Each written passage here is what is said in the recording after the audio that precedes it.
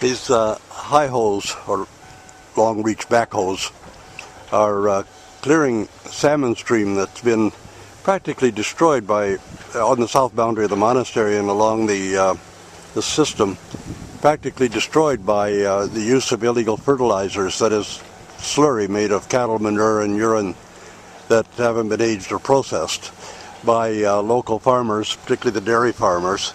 And the unwanted nutrients in the water had caused a form of invasive grass to grow in the water, and the root mass was so dense that the salmon could no longer come up the stream.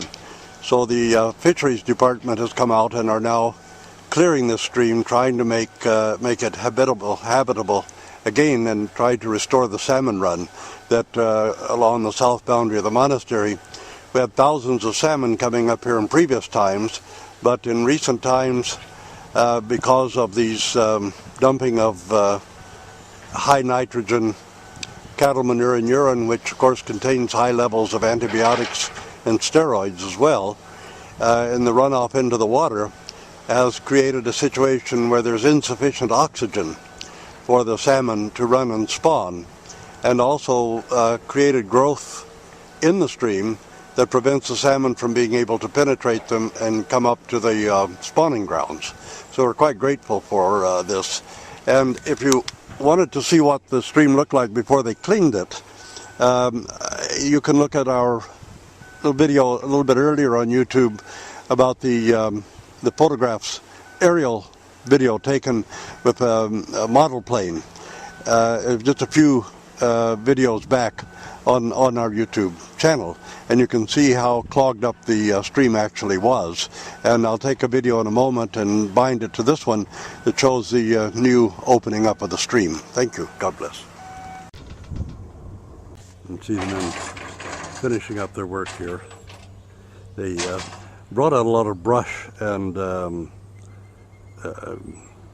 logs, stumps, limbs to make what they call swamp pads, so they could go into the soft ground and really get into the stream itself.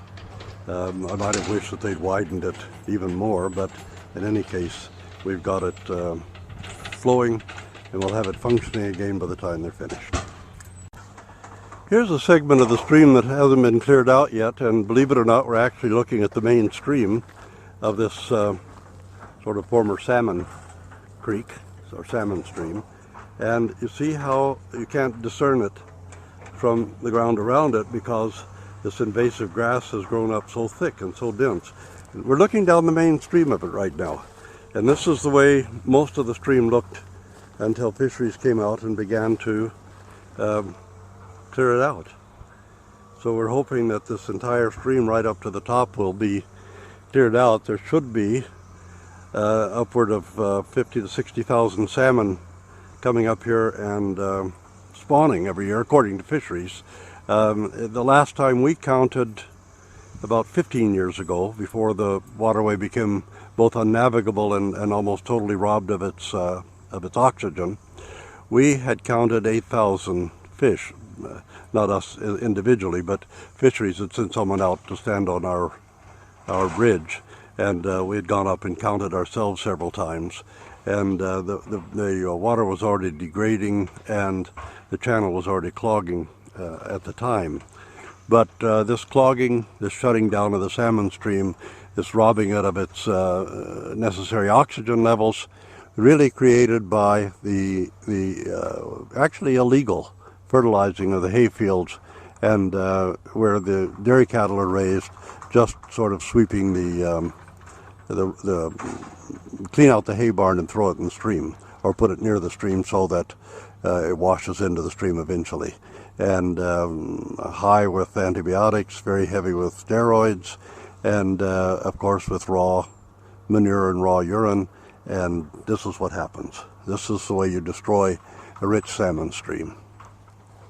The part that has been cleaned out, we're going to look down that stream now, and you'll see that this area had looked exactly like the area on the other side before, only now it's been opened up, and the next big rain will flush it out, and it'll be a viable salmon stream again. It comes up to So far they've cleaned only on the area of the monastery where we'd given them the earliest permission to come in and work on it. And we're quite pleased that they've done this. We're hoping that this is going to really enhance the whole region and re-establish the salmon run and restore the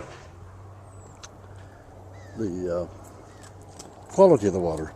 Perhaps we'll even see some crayfish coming back. You can see the water is gently moving here, flowing through the all that heavy grass, but still not nearly enough cleared out yet to let the salmon go off. The salmon can't penetrate this wall of grass.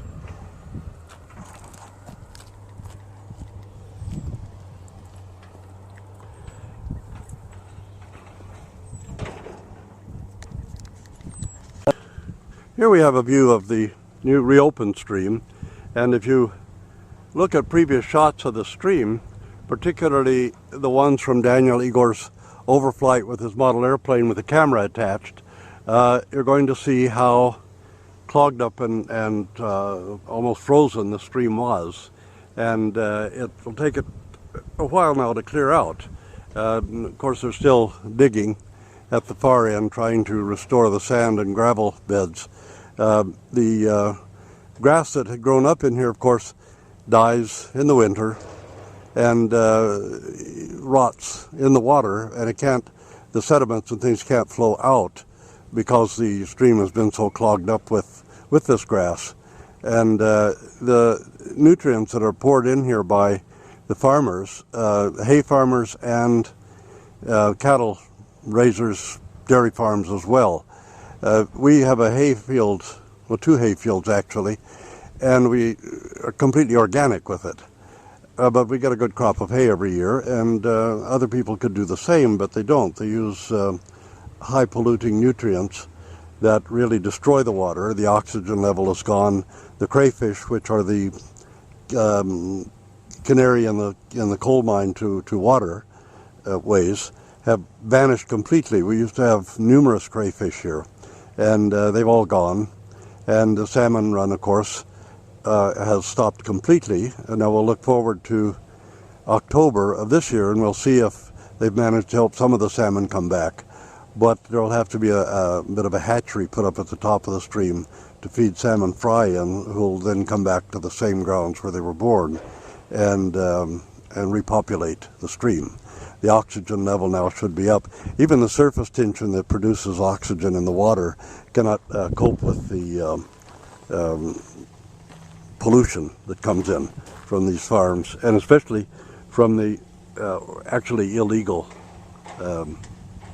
nutrients that are dumped into it through using raw slurry, that is raw manure and urine from the cattle.